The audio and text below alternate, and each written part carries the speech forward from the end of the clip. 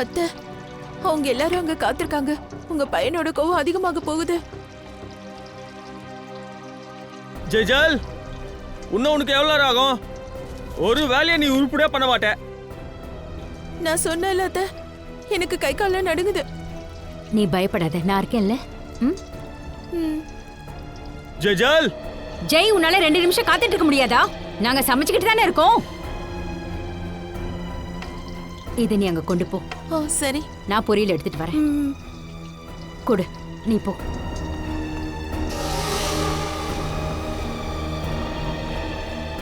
Thank God, இன்னைக்கு சமையல் டைமுக்கு வந்துருச்சு.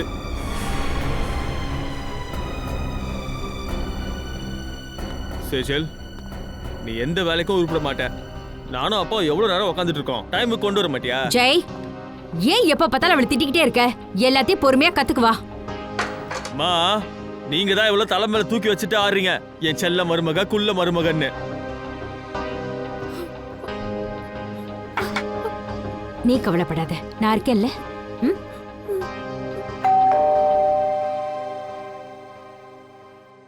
அட, யாரா இது? சாப்பிட்ற நேரத்துல யாரா வந்தது?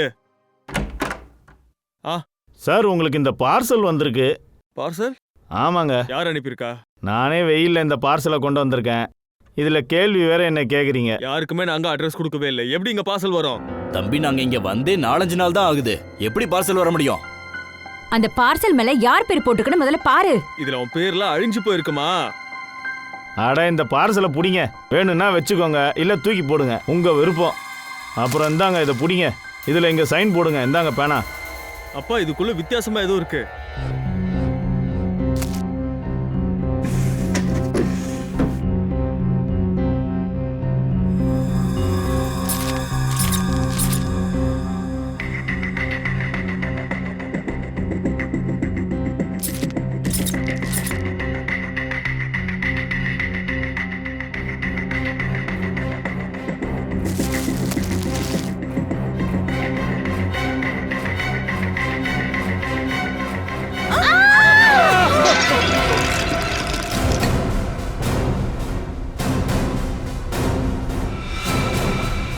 நம்ம வீட்டுக்கு யார் இந்த மாதிரி அனுப்பி வச்சிருப்பா?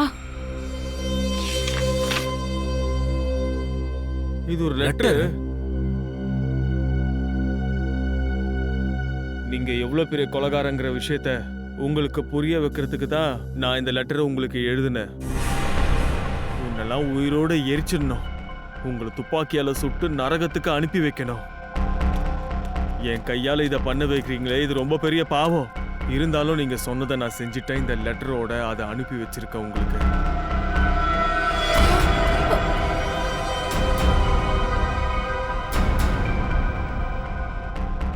ஆனா இனிமே போதும். இனிமே உங்களுக்காக இந்த பாவத்தை நான் செய்ய மாட்டேன். நான் இனிமே எதுவுமே செய்ய மாட்டேன். இனி அதை கொல்லலாமா இல்லையான்னு நீங்களே சொல்லுங்க. என்னோட கிராமமான குரல்பூருக்கு நான் போயிட்டு இருக்கேன். இனி எப்பவுமே நான் உங்களை சந்திக்க மாட்டேன். நீங்க ரொம்ப மோசமான ஒரு ஆளு. அது மட்டும் இல்லாம இனிமே நான் உங்களுக்கு பயப்பட போறதும் கிடையாது. இனி உங்களை சந்திக்க விரும்பாத உங்கள் காயத்ரி.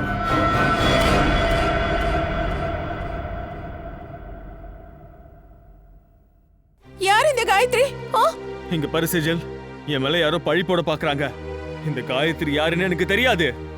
நான் இருக்கும் போது நீங்க யார் இந்த காயத்ரி?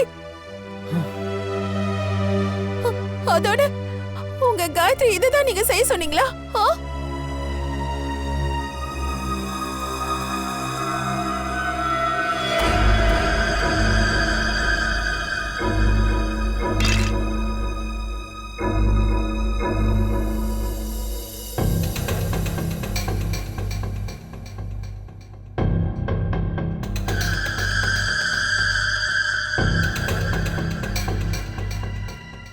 மை காட், ஒரு சின்ன குழந்தையோட வெட்டப்பட்ட விரல் சார். ஃபார்மலினில் இதை போட்டு வச்சிருக்கிறத பார்த்தா ஒரு 5 நாள் ஆயிருக்கும் சார். கண்டிப்பாக விரலை வெட்டி இவங்க அனுப்பியிருக்காங்கன்னா பிளாக்மெயிலிங் இல்லைன்னா கிட்னாப்பிங் கேஸாக இருக்கும் சார்.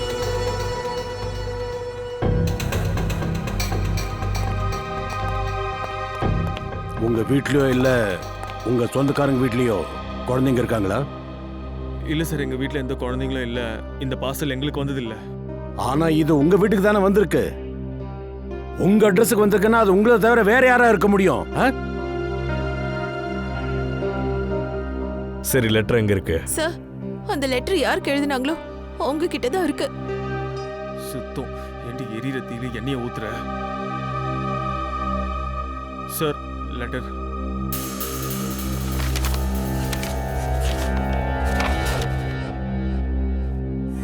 நான் இந்த லெட்டரை எதுக்காக எழுதுறேன் அப்படின்னா,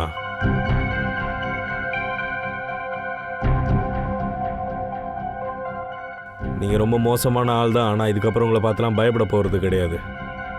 உங்களோட காயத்ரி. சார், இந்த லெட்டர்ல அந்த பொண்ணு என்ன பேசுறாங்கறதே எங்களுக்கு புரியல சார். காயத்ரின்னு யாரும் எங்களுக்கு தெரியாது சார். சார், யாருக்கு இந்த பார்சல் போய் சேரணுமோ அவங்களுடைய பேர் இதில் எழுதப்பட்டிருக்கு. ஆனா படிக்க முடியாது சார், அழிஞ்சு போயிருக்கு. அப்படியா? அது சரிதான். அது என்னன்னு கண்டுபிடிக்கலாம். ஆனா காயத்ரிங்கிற பொண்ணு ஒரு சின்ன குழந்தையோட விரலை வெட்டி இங்க அனுப்பி வச்சிருக்கா. உங்க அட்ரஸுக்கு அனுப்பி இருக்கா. ஆனா காயத்ரி யாருன்னு தெரியாதுன்னு நீங்க எங்கிட்ட சொல்றீங்க. ஆனா அந்த பொண்ணுக்கு அட்ரஸ் கனவுலையா கிடைச்சது. நான் உங்ககிட்ட சொன்னேன்ல, இந்த வீடை வாங்காதீங்க வாங்காதீங்கன்னு. இப்ப என்னாச்சு பாருங்க. அப்படின்னா நீங்க இந்த வீடை வாங்கிட்டு வந்திருக்கீங்களா? எப்ப வாங்குனீங்க? சார், இந்த வீட்டுக்கு நாங்க 4 நாளைக்கு முன்னாடி தான் ஷிஃப்ட் ஆனோம். சார், ஒருவேளை இந்த பார்சல் முன்னாடி இருந்தவங்களுக்கு தான் இருக்குமோ? இங்க யார் இருந்தாங்க? என்னோட பேரு தன்ராஜ். 30 லட்சம் கிடையாதுல்ல, உன்னோட ஒண்ணுக்கும் உதவாத அந்த புருஷனுக்கு 30 பைசா கூட நான் கொடுக்க மாட்டேன். என்ன பேசுறீங்க நீங்க? யோசிச்சு பேசுங்க. இவர் இந்த வீட்டோட மாப்பிள்ளை, எனக்கு புருஷன். ஆமா, நாட்டுக்கே ராஜா இவரு. ஒரு பக்கம் என் விருப்பத்துக்கு எதிராக கல்யாணம் பண்ணிக்கிட்டு வீட்டோட மாப்பிள்ளையா கொண்டு வந்து நிப்பாட்டுவ. போதும்பா, கொஞ்சம் அமைதியா இருங்க. இதையும் கண்டுக்காதீங்க. ஏற்கனவே உங்க பிளட் பிரஷர் அதிகமா இருக்கு. இது பாரு மோனிகா, முதல்ல 2 பேரும் கிளம்புங்க. நாங்க உள்ள வரலாமா? நீங்க யாரு? நாங்க சிஐடி. சிஐடி? யா. சொல்லுங்க. உங்க பழைய வீட்டை நீங்க மிஸ்டர் ஜெயந்த்னு ஒருத்தங்களுக்கு வித்திருக்கீங்கல்ல, அங்க ஒரு பார்சல் வந்திருக்கு. அதை பத்தி தான் விசாரிக்க வந்திருக்கோம்.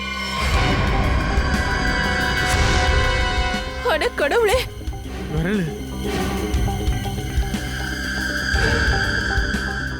விரலா? இது சின்ன குழந்தையோட விரலா? ஆமா, அதோடு சேர்ந்து ஒரு லெட்டரும் இருந்தது. யாரோ காயத்ரிங்கிற பொண்ணு இதை எழுதியிருக்கா.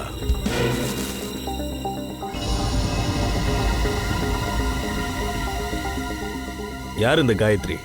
சார், எங்க குடும்பத்துல ஏன் பரம்பரையிலே காயத்ரின்னு யாரும் கிடையாது. சார், எங்க பரம்பரையில இருக்கிற யாரோட விரலும் இது இல்ல. ஆள் யாரு என்னன்னு தெரியாம லெட்டர் அனுப்பிடுவாங்களா என்ன? சரி, ஒன்னும் பிரச்சனை இல்லை. அதை நாங்க கண்டுபிடிச்சுக்கிறோம்.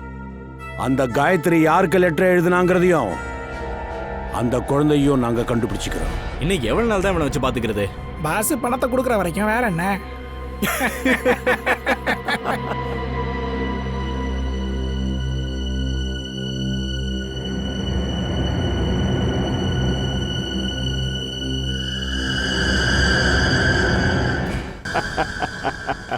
என்னன்னு சொல்றது?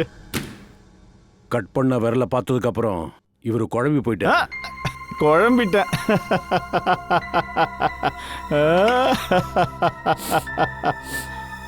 இல்ல சார், இதுல எந்த லாஃபிங் கேஸும் இல்ல. லாஃபிங் கேஸ்? லாஃபிங் கேஸ்? காயத்ரிங்கிற பேர்ல இருக்கிறவ குழந்தையோட விரல வெட்டி இருக்காங்கன்னு தான் சொல்லியிருக்கீங்க. அதுக்கு இந்த அளவுக்கு சிரிப்பு வருமா? கொஞ்சம் சிரிக்கிறத நிறுத்துறீங்களா? இந்த விரல் 5 நாளைக்கு முன்னாடி தான் கட் பண்ணிருக்காங்க. ஏன்னா அந்த விரலை பாக்குறப்போ அது இன்னும் அழுக ஆரம்பிக்கல. எல்லாம் சரிதான், ஆனா இது ஃபார்மாலிட்டிஹைட விட்டுட்டீங்களே. ஃபார்மாலிட்டிஹைடுக்கு என்ன? என்னவா? ஆமா, இங்க பாருங்க, இந்த ஃபார்மாலிட்டிஹைட பத்தி படிங்க. என்ன? இந்த ஃபார்மாலிட்டிஹைட் சொல்யூஷன் 6 வருஷம் பழசா? 6 வருஷமா? ஏய் பங்கஜ், உனக்கு என்னாச்சு? ஃபார்மல் டிஹைன் இவனையும் மாத்திருச்சுன்னு நினைக்கிறேன். சார் இப்பதான் வெட்டப்பட்ட விரல் இருந்த ஃபார்மல் டிஹைனை மோந்து பார்த்தா ஷாலும் சாரும் மோந்து பார்த்தாரு. அவரும் இப்ப சிரிச்சுக்கிட்டே இருக்காரு. பங்கஜும் மோந்து பார்த்தா அவனும் இப்படி ஆயிட்டான். அப்ப நீயும் மோது பாரு. நானா? இல்ல சார், அது என் ஒய்ஃப் சொல்லியிருக்கா சிரிக்கிறது ரொம்ப தப்புன்னு. பின்ன அப்படி இல்லைன்னா வேற எப்படி? நான் புரியாம தான் கேக்குறேன். அந்த காயத்ரிங்கிற பொண்ணுகிட்ட 5-6 வருஷத்துக்கு பழமையான ஃபார்மல் டியாட் இருந்திருக்கலாம். அதுல இந்த விரல போட்டிருக்கலாம். என்ன ஏன் பேச மாட்டேங்கிறீங்க? அது வந்து என்ன என்ன இந்த ஃபார்மல் டேட் 6 வருஷம் பழசுனா விரலும் 6 வருஷம் பழசாயிடுமா? இங்க பாருங்க பாஸ், காயத்ரி எழுதின லெட்டர்னு ஒன்று கொடுத்தீங்கல்ல, அந்த கடிதத்தில் இருக்கிற எழுத்துக்களோட மைய கூர்ந்து கவனிச்சு பார்த்தோம்னா தெரிஞ்சிட போகுது. வாங்க. சரிதான். இப்ப நம்ம சார் எறும்பா மாற போறாரு. எப்படி? ஏதாவது ஒரு மருந்து குடிச்சுதான் எறும்பாக போறாரா? ஆமா, ஒரு எறும்பா மாறினாதான்டா பேப்பருக்குள்ள பூந்து போக முடியும். என்ன நினைக்கிற? வா. இதுதான் குரோமேட்டோகிராஃப். லைட் அங்க இருந்து வரும், அப்புறம் இந்த கிரிட்ல போடும். இது விசேஷமான கிரிட். இதுல இருந்து லைட்டோட ஸ்பெக்ட்ரம் உருவாகும், 7 வண்ணமா பிரியும். அதுக்கப்புறம் இந்த ஃபில்டர் மேல விழும். இது விசேஷமான ஃபில்டர். இது வழியா நுழைஞ்சு வெளியில வரும்போது ஒரு புதுவிதமான லைட்டா வந்து பின்னாடி இங்க இருக்கிற பேப்பர் மேல விழும். அப்புறம் அந்த லைட் இந்த கடிதத்தில் இருக்கிற மையோட மூளை கூறுகளுக்குள்ள நுழைஞ்சு அதோட அணுக்கள் கூட ஒராய்வை ஏற்படுத்தி அது மூலியமா ஒரு விதமான வெப்பத்தை அது உருவாக்கி அதுல உண்டார வெளிச்சம் இங்க இருக்கிற பிலிம் மேல படும். அப்புறம் இது பின்னாடி இருக்கிற கம்ப்யூட்டர்ல கனெக்ட் ஆயிருக்கு. இந்த தகடுகள்ல ஏற்படுற ரசாயன மாற்றத்தை அடிப்படையா வச்சு இந்த கடிதம் எவ்வளவு பழசுன்னு கண்டுபிடிக்கும். சலுங்கி, உன்னோட பிசிக்ஸ் லெக்சர் முடிஞ்சதா? நம்ம வேலை ஆரம்பிப்போமா? சரிதான். இங்க பாருங்க பாஸ், இந்த லைட் இங்க இருக்கிற கிரிட் மேல விழுந்து அது மேல உள்ள ஸ்பெக்ட்ரா இந்த விசேஷ ஃபில்டர்ல நுழைஞ்சு வெளியில வரும்போது இந்த லெட்டர் மேல விழுது.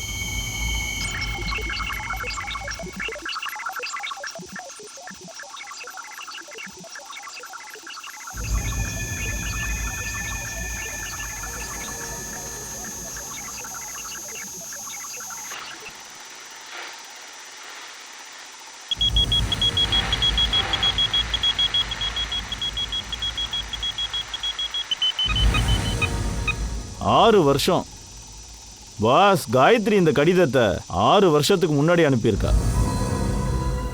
காயத்ரி இந்த லெட்டர் 6 வருஷத்துக்கு முன்னாடி எழுதியிருக்கா. ஆனா லெட்டர் வந்து சேர்ந்ததோ 6 வருஷத்துக்கு அப்புறம். சார், அப்படின்னா 6 வருஷத்துக்கு முன்னாடி வெட்டப்பட்டதுதான் இப்ப கிடைச்சதா? பாவம், 6 வருஷமா இந்த குழந்தைய என்ன பாடாப்படுத்துனாங்களோ. அப்படி பார்த்தா அந்த குழந்தைக்கு 11-12 வயசு இருக்கும். அந்த காயத்ரியை நம்ம எப்படி தேடி கண்டுபிடிக்கிறது? காயத்ரியும் கண்டுபிடிக்கணும், அந்த குழந்தையும் கண்டுபிடிக்கணும். பொரோர்பூர் போறதுக்கு எல்லாம் ஏற்பாடு பண்ணுங்க.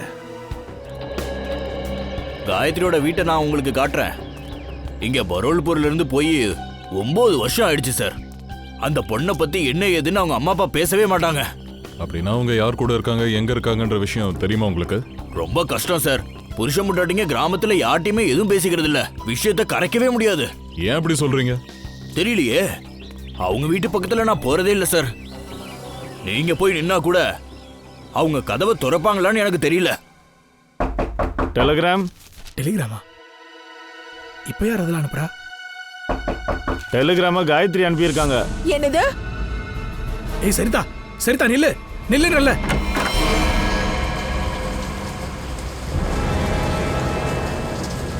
ஆமா, நீங்க எல்லாம் யாரு? நாங்க சிஐடியில இருந்து வரோம். சிஐடியா? உங்க பொண்ணு காயத்ரியை நாங்க தேடிக்கிட்டு மும்பைல இருந்து இங்க வந்திருக்கோம். மும்பைல இருந்தா? ஆனா காயத்ரி மும்பைல தான் இருக்கா. நீங்க அவளை அங்க பார்க்கல? அது என்னன்னா, இந்த லெட்டர்ல எழுதி இருக்கிறதுபடி போரல்பூருக்கு 6 வருஷத்துக்கு முன்னாடியே உங்களை தேடி இங்க வந்திருந்திருக்கணும். அவ லெட்டர் எழுதிருக்கானா? அப்புறம் ஏன் வரல?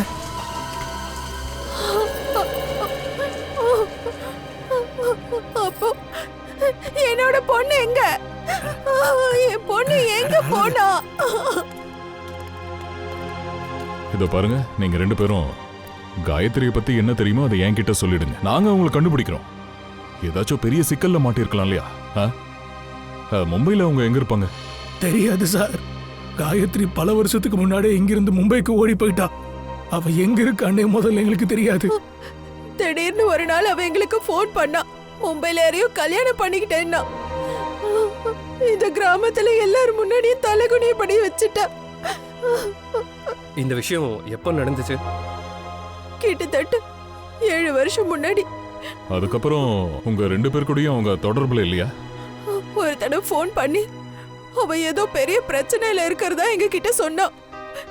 ஆனா சார், நாங்க இங்க இருந்துகிட்டு என்ன செய்யறது? என்ன பிரச்சனை? தெரியலையே. முதல்ல உங்க பேச்ச நாங்க கேட்டிருக்கணும். நான் தப்பு பண்ணிட்டேன்னு அவ சொன்னா. இந்த லெட்டர்ல யார் குறிப்பிட்டிருக்காங்களோ அவனால தான் அந்த நிலைமையே ஏற்பட்டிருக்கும். எந்த நம்பர்ல இருந்து அவங்க உங்களுக்கு ஃபோன் பண்ணுவாங்க? ஏதோ பக்கத்துல இருந்த கடையில இருந்து ஃபோன் பண்ணுவா.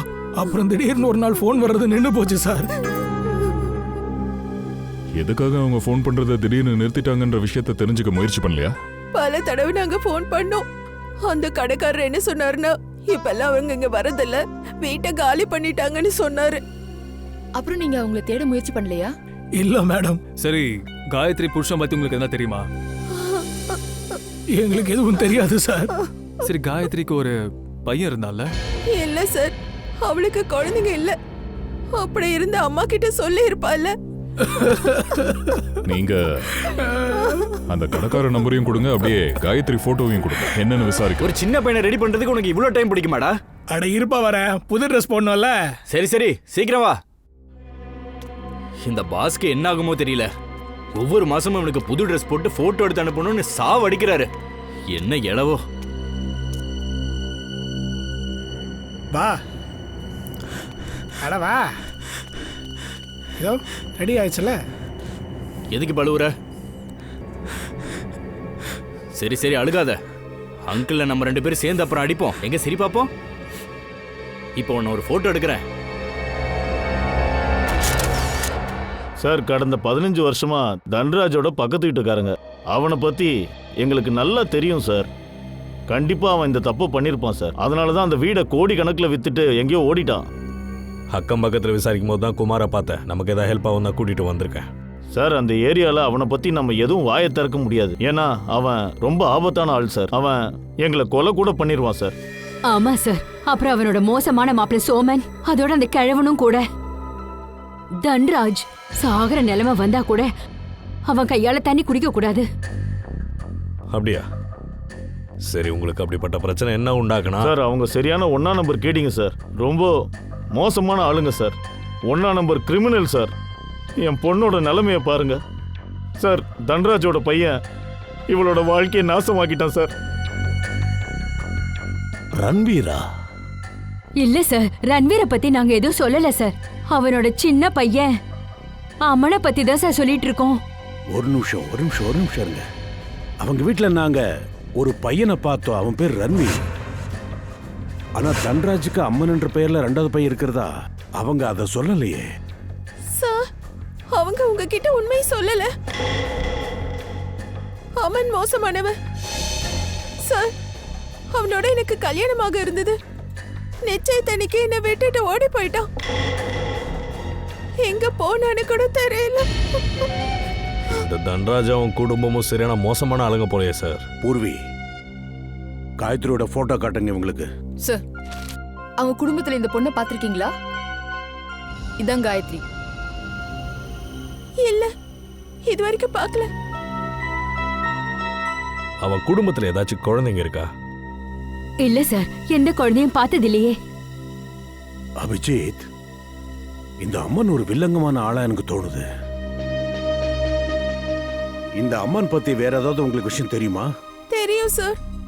அம்மனுக்கும் அவங்க அப்பாவுக்கும் இப்போ சண்டை வந்துகிட்டே இருக்கும். அதனால கோரேகாவ்ல ஒரு ரெஸ்டாரண்ட்ல வேலை பார்த்தோம்.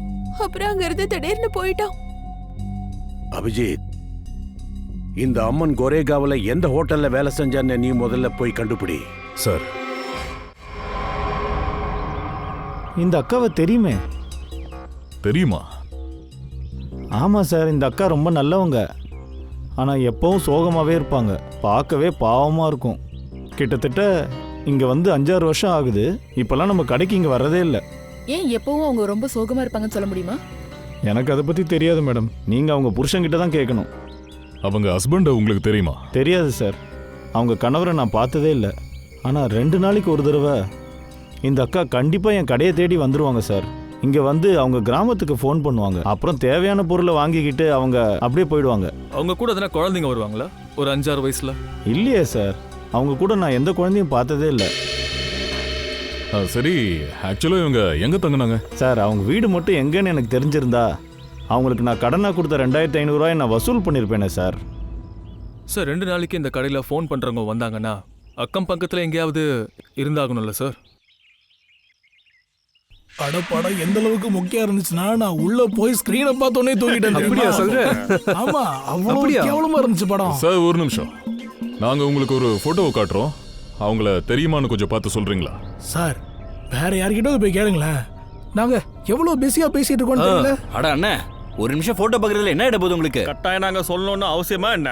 கட்டாயனும் எடுத்துக்கலாம், இல்லை உதவினும் எடுத்துக்கலாம். சரி, இந்த ஃபோட்டோவை பார்த்து சொல்லுங்க. நாங்கள் சிஐடி ஆஃபீஸர்ஸ். சிஐடியா? ஆமாம், சிஐடி தான். இது யாருன்னு பார்த்து சொல்றீங்களா? இது இந்த பொம்பளையா? இது அந்த பொம்பளை தானே சார்? இந்த பொம்பளையால நான் ரொம்ப அடி வாங்கியிருக்கேன் சார். இவங்களை பத்தி நான் உங்களுக்கு எதுவுமே சொல்ல மாட்டேன். என்ன விட்டுருங்க. ஹலோ, சொல்றத கேளுங்க. நில்லுங்க. என்ன சாதாரண விஷயத்துக்குலாம் ஓடி போயிட்டோம். இதுல சிரிக்கிறதுக்கு என்ன இருக்கு? அது ஒண்ணும் இல்ல மேடம். காயத்ரி பத்தி விசாரிக்க நீங்க கிளம்புனீங்கன்னா ஒருத்தன் ஒரு பக்கம் ஓடுவானுங்க. ஐயோ சார், அந்த பொம்பளை சரியான குழப்பவாதி. ஒரு ரவுடி தான் அவளை பார்த்துக்கிட்டான். அது மட்டும் இல்ல சார், அந்த பொம்பளைய அவ்வளோ சீக்கிரத்துல யாராலும் பார்க்க முடியாது. அவகிட்ட பேச கூட முடியாது. அவங்க எங்க தங்குவாங்க? அவங்க வீட்டுல இப்ப யாரும் இல்ல. ஒரு 6-7 வருஷமா காலியா தான் கிடக்கு. எங்க போனாங்கன்னு தெரியல சார். சரி, அதை நாங்க பாத்துக்கிறோம். உங்க வீடு எங்கன்னு சொல்லுங்க. அதுவும் அங்க இருக்கே, அதான் காயத்ரி வீடு.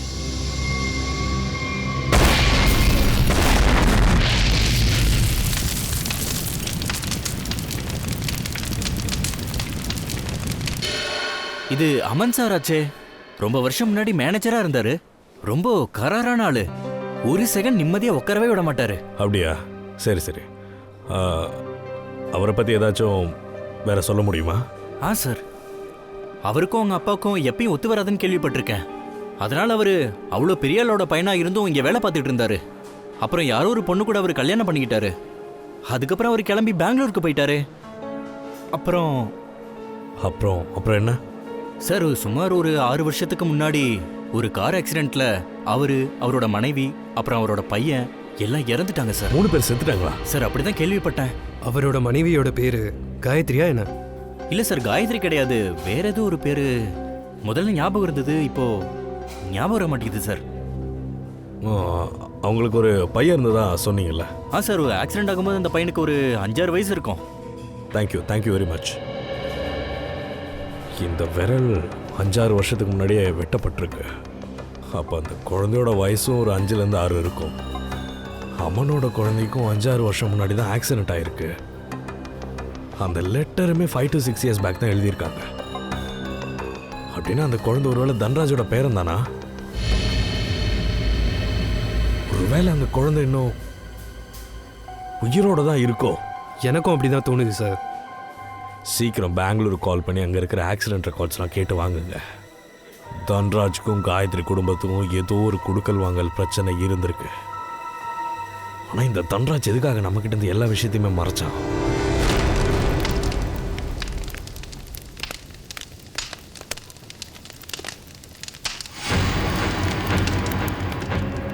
பயங்கரமான டைமிங். நாம காயத்ரி வீட்டுக்குள்ள நுழையலான்னு பார்த்தோம். ஆனால் கரெக்டாக யாரோ பாம்பு பிளாஸ்ட் பண்ணிட்டாங்க. சார், எனக்கு என்னமோ இது சாதாரண விஷயம் மாதிரி தோணல சார். எனக்கு என்னமோ அந்த குழந்தை உயிரோடு இருக்கிற மாதிரி தோணுது. நம்மளை எச்சரிக்கை தான் அந்த பாம்பு பிளாஸ்ட் பண்ணியிருக்காங்க சார். காயத்ரி பற்றி விசாரிச்சு அவங்க வீட்டுக்கு நாம நெருங்குறோன்னு அவங்களுக்கு சிக்னல் கொடுத்துருக்காங்க சார். அப்படி அந்த குற்றவாளி நம்ம கைக்கு என்ன கிடைக்கக்கூடாதுன்னு நினச்சி இப்படி பண்ணியிருக்கான்னு தெரியலையே. பல வருஷங்களா இந்த வீடு மூடிதான் இருக்கு. காயத்ரி இங்கே தங்குறதில்ல. அப்புறம் எதுக்கு வெடிகுண்டு வெடிச்சானுங்க? சரி, நல்லா பாருங்க, ஏதாச்சும் தடையும் கிடைக்குதான்னு பாருங்க.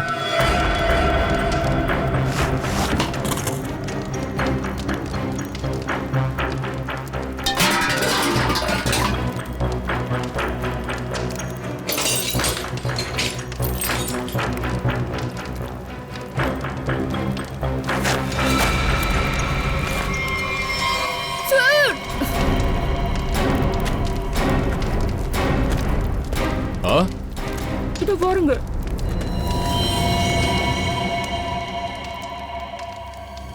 என்ன இது எலும்பு? இதுல சிமெண்ட்டும் வேற ஏதோ ஒட்டிக்கிட்டு இருக்கே.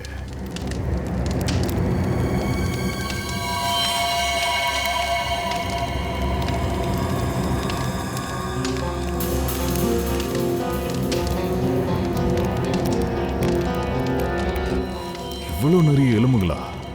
யாரோட பாடியையும் இங்க மறைச்சு வச்சிருந்திருக்கானுங்க. அதுக்கான தடயங்கள் கிடைக்க கூடாதுன்னு தான் பிளாஸ்ட் பண்ணிருக்கானுங்க. ஆமா சார், நம்ம கைக்கு இதெல்லாம் கிடைக்க கூடாதுன்னு தான் இப்படி பண்ணிருக்காங்க. சரி, நீ என்ன பண்ண? இங்க இருக்கிற எலும்புகளை கலெக்ட் பண்ண. அப்படியே இதோட மண்டை ஓடு எங்க இருக்குன்னு பாரு.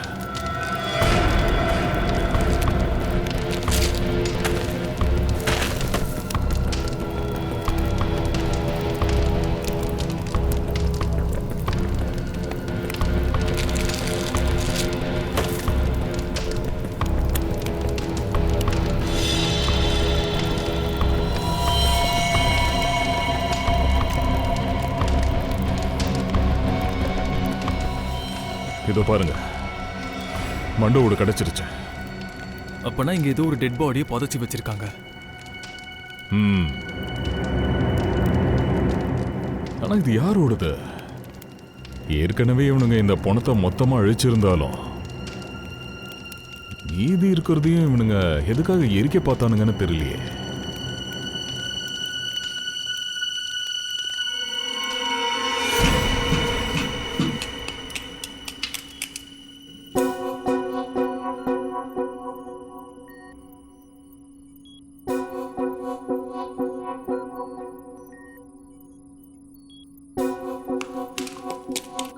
சலோங்கி, நீ ஒவ்வொரு எலும்பா செதுக்கிட்டு நாங்க சில மாதிரி அப்படியே நிக்கிறோம். ஓகேவா?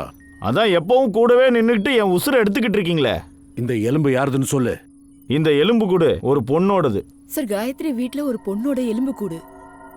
ஒருவேளை இது காயத்ரியோட எலும்பு கூடோ? காயத்ரி தான் இல்லையான்னு எனக்கு தெரியாது. இந்த மண்டை ஓட்டில் நம்ம முகத்தை வரைஞ்சதுக்கு அப்புறம் தான் அது தெரிய வரும். அதோட நான் ஒரு விஷயம் சொல்லவா? இந்த எலும்பு கூடு ஒரு 30 வயசு நிரம்பிய ஒரு பெண்ணோடது. ஏன்னா இந்த எலும்பு கூடோட டென்சிட்டி மாறவே இல்லை. 30 வயசு கழிச்சு தான் பெண்களுக்கு டென்சிட்டி மாறும். இதோ பாருங்க சலோங்கி, இந்த மிஸ்ஸோட மண்டையோட்டை நம்ம ஸ்கேன் பண்ண ஆரம்பிக்கலாமா? ஏன், தாராளமா.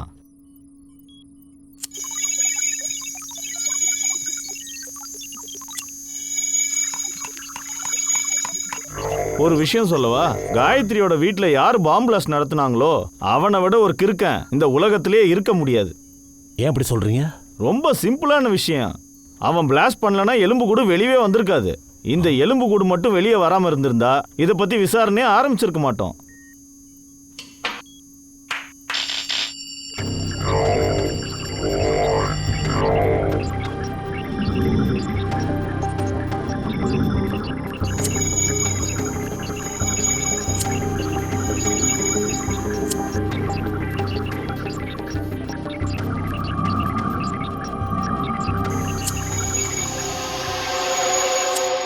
அப்புறம் இதுக்கு கொஞ்ச நேரம் ஆகும் பாஸ். கம்ப்யூட்டர் ஒரு விஷயமும் மெல்லமா யோசிச்சு தான் செய்யும். ஃபேஸ் மாறிடக்கூடாது பாருங்க, அதான்.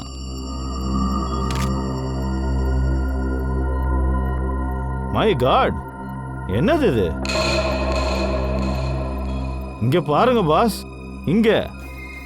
இது தங்கம், கோல்டு.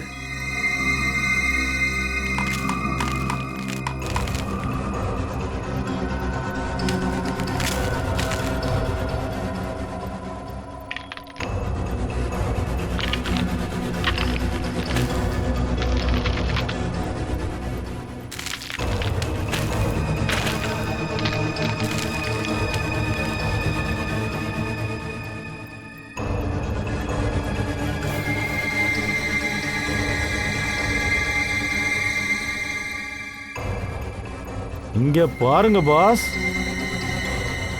A for apple. முடியல. A for Amman. Face ready ஆயிடுச்சு பாஸ்.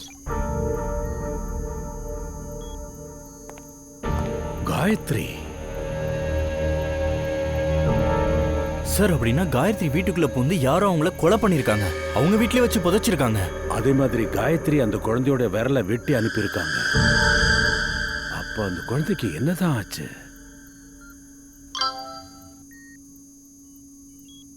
சார், ஆ, பெங்களூர் போலீஸ் ஒரு மெயில் அனுப்பியிருக்காங்க.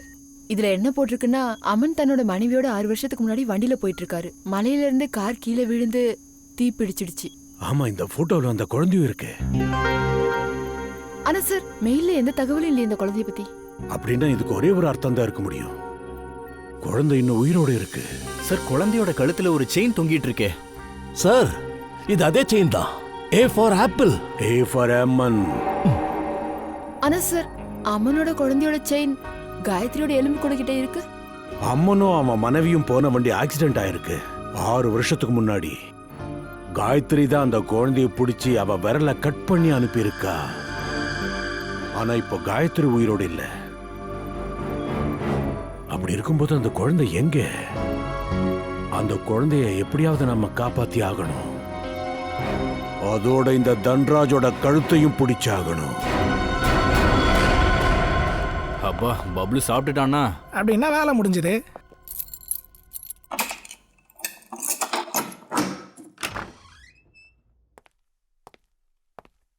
டேய் செல்லம், இந்தா சாப்பிடு. இது எனக்கா? அட ஆமா கண்ணு, உனக்கு தான். பிடி சாப்பிடு.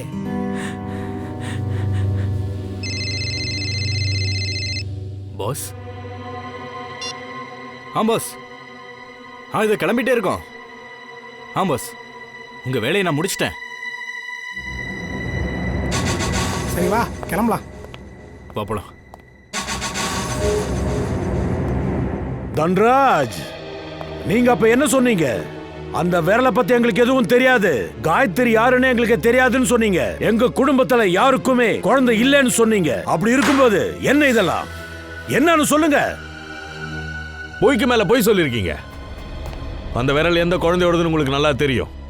அதே மாதிரி காயத்ரி லெட்டர்ல அட்ரஸை தப்பா எழுதலன்னு உங்களுக்கு தெரியும்.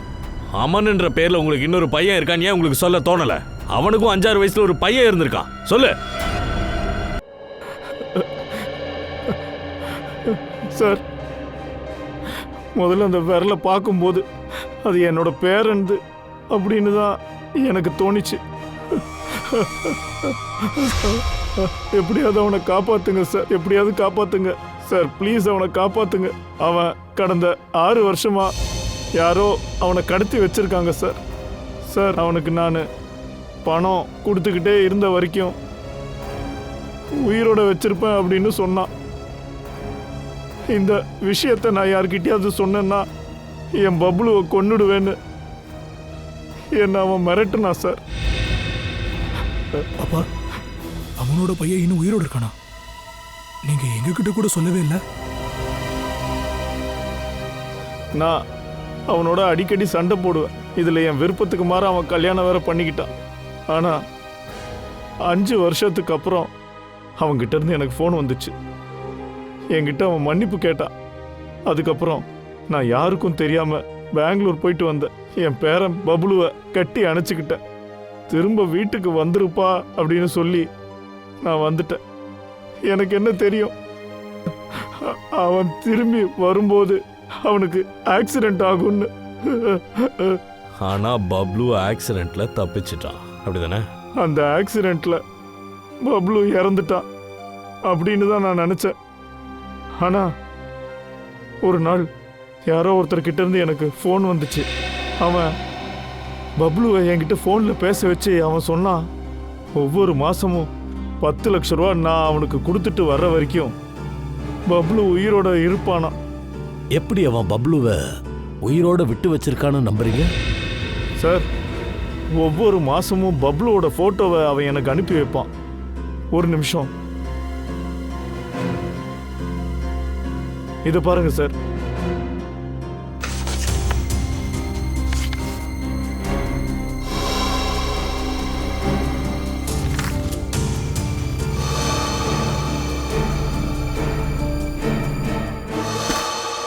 நீங்க அந்த கிட்னாப்பரோட ஃபோன் நம்பரை நோட் பண்ணிருப்பீங்களா? இல்ல சார், அவன் ஒவ்வொரு தடவையும் ஒவ்வொரு நம்பர்ல இருந்து ஃபோன் பண்ணுவான்.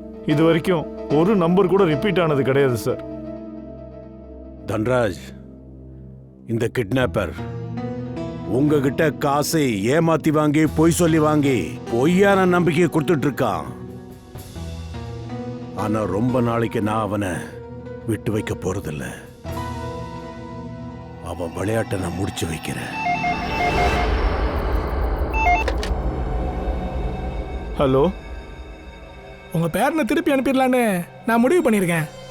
ஓ நீங்களா? கடவுள் உங்களை ஆசீர்வதிக்கட்டும். ப்ளீஸ் என் பேரனை எனக்கு திருப்பி கொடுத்துருங்க. கடவுள் நம்பிக்கை எங்களுக்கு கிடையாது. எங்களை நீங்க கவனிங்க, உங்களை நாங்க கவனிக்கிறோம். நான் எப்பவும் போல பணத்தை கொண்டு வரேன். நான் இப்போ எங்கே வரணும் சொல்லுங்க, வரேன். இல்லை இப்போ வேணாம், நாளைக்கு காலையில் கரெக்டாக 7 மணிக்கு கல்லு கராஜ். இந்த தடவை 10 கோடி கொண்டு வாங்க. 10 கோடியா? 10 கோடி தான். ஆனால் இவ்வளோ பெரிய அமௌண்ட்டை நான் எங்கேருந்து கொண்டு வர்றது? அதான் உங்களுக்கு 12 மணி நேரம் டைம் தரேனே. அப்புறம் போலீஸ்க்கு போனீங்க, உங்கள் பேரன் பணத்தை தான் நீங்கள் பார்க்க வேண்டியிருக்கும். இல்லை ப்ளீஸ் என் பேரனை எதுவும் பண்ணிடாதீங்க. நான் வந்துடுறேன், 6 மணிக்கு முன்னாடியே வந்துடுறேன். ஹலோ ஹலோ ஹலோ,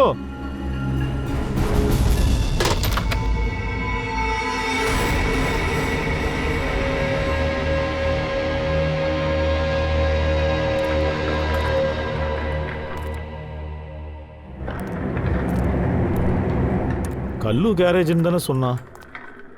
ஆனால் இங்கே யாருமே இல்லையே. ஹலோ ஹலோ, யாராவது இருக்கீங்களா? அப்பா, ரன்வீர், ரன்வீர் நீ ஏன் இங்கே வந்த? உங்களை எப்படி நான் கிட்னாப்பர்ஸ் கிட்ட தனியாக அனுப்பி வைக்கிறது? ரன்வீர், நான் தனியாக தான் வரணும்னு அவன் ஏற்கனவே என்கிட்ட சொல்லியிருக்கான். ஒருவேளை அவன் உன்னை பார்த்துட்டா அப்புறம் பப்ளுவை என்ன வேணா பண்ணிடுவான். போயிடு நீ, ஓடு.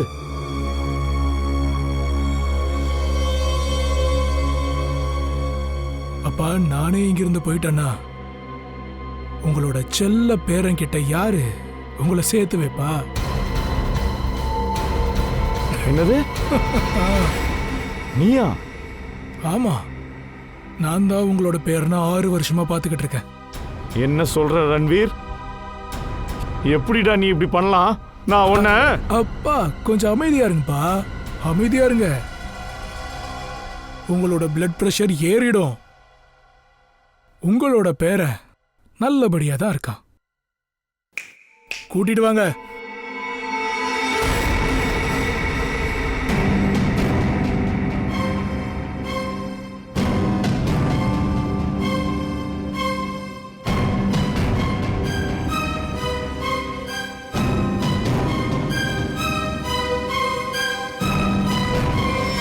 பப்ளு, பப்ளு,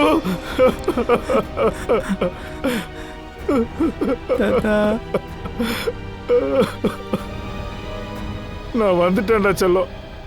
உன்னை இனிமே யாரும் எதுவும் பண்ண மாட்டாங்க. சரி வா, நம்ம வீட்டுக்கு போயிடலாம்.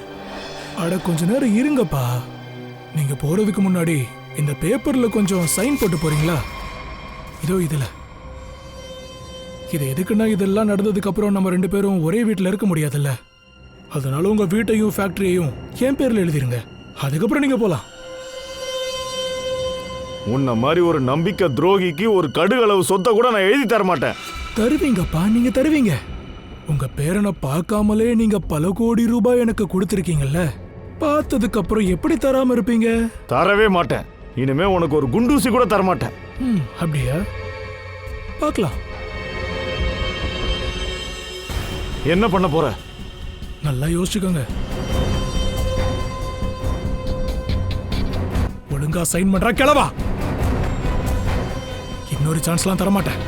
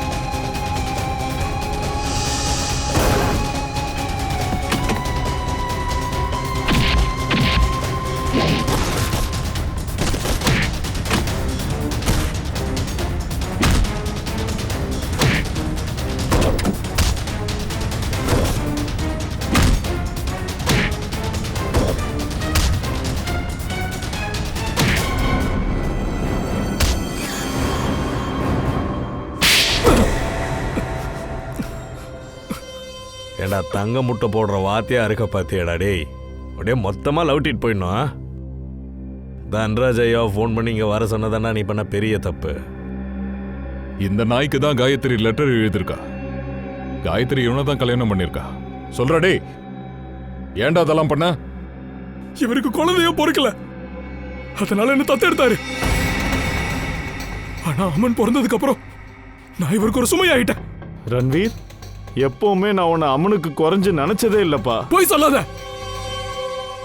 அம்மன் இவன் விருப்பத்தை மீறி கல்யாணம் பண்ணா, அதனால வீட்டை விட்டு போயிட்டான். அதுக்கப்புறமாவது எனக்கு முழு உரிமையும் கிடைக்கும்னு நினைச்சேன். ஆனா இல்ல, அவகிட்ட சமரசம் பேசிட்டு வந்துட்டாரு. அதனால அம்மனை ஆக்சிடென்ட் பண்ணி கொண்டு இருக்க. ஆனா அந்த ஆக்சிடென்ட்ல அம்மனோட பையன் அங்கேது பொழைச்சிட்டான். அது பரவாயில்ல, இந்த பையனை காட்டி காட்டி இந்த ஆள்கிட்ட பணத்தை கறந்துடலான்னு முடிவு பண்ணேன். இந்த ஆளு பிச்சைக்காரனாக்கலாம்னு நினைச்சேன். ஆனா காயத்ரி உன் பொண்டாட்டியாச்சே, அவங்களே கொலை பண்ண. சார், அங்கித நான் சொல்ற மாதிரி நடத்துவான்னு நினைச்சேன். ஆனா இல்ல, அவன் மேல பாவம் பார்க்க ஆரம்பிச்சிட்டா. அவளை கொன்னுடுவேன்னு மிரட்டினதுக்கு அப்புறம் தான் இவன் விரலையே வெட்டினான். அப்புறம் என்ன மிரட்ட ஆரம்பிச்சிட்டா. அங்கித்த, ஒழுங்கா விட்டுற இல்ல உன் ரகசியத்தை வெளியே சொல்லிடுவேன்னா என்ன மிரட்டினா. என்ன மிரட்டினா? அதனாலதான் அவளை கொலை பண்ணி வீட்லயே புதைச்சு வச்சுட்ட. எனக்கு சுலபமா கிடைக்கிற பணத்துக்கு குறுக்க இவ வரக்கூடாதுன்னு நினைச்சேன். அதை கெடுத்துட கூடாதுன்னு நினைச்சேன். பிரச்சனை வரப்போகுது ரன்வீர். தப்பை தடுக்கிறதுக்காகவும் தப்பு பண்றவன சட்டத்துக்கு முன்னாடி நிறுத்துறதுக்காகவும் தான் சிஐடிஸ் இங்கே இருக்கும். 3 பேரை கொடூரமா கொண்டுட்டு ஒரு அப்பாவி குழந்தைய 6 வருஷமா கடத்தி டார்ச்சர் பண்ணியிருக்க. கண்டிப்பா உனக்கு தூக்கு தண்டனை தான்டா.